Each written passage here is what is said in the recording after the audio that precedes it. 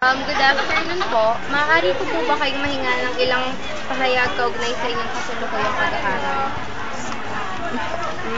Sa tuwing naririnig niyo po ang salitang paaralan at edukasyon, ano po ang mga bagay na pumapasok sa inyong isipan? May matututunan. Sa tingin niyo po, importante po ba sa isang individual ang makapag-aral? At Siyempre. paano niyo po ito nasabi? Kasi karamihan ngayon, di ba, kailangan sa trabaho yung may alam ka, yung educated. Pwede po ba kayong, alam po naman po natin sa kasalukuyan ngayon na naghihirap na po yung bansa natin.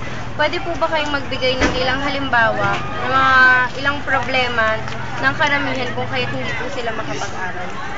Bumili ka lang din sa kapakasin tayo. Financial problem.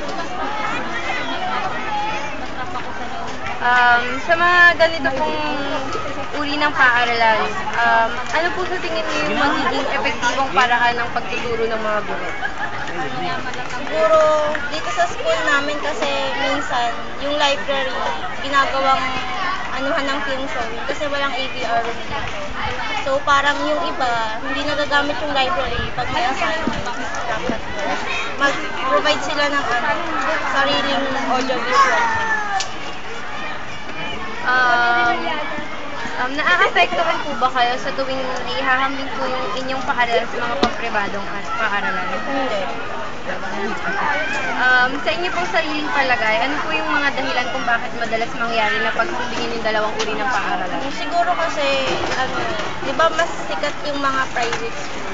Saka, tingin ko, yung ibang private school, mababa yung tingin nila sa mga public school. Kaya minsan, nagko-compare sila. Yun lang po. Maraming salamat po. Thank you po.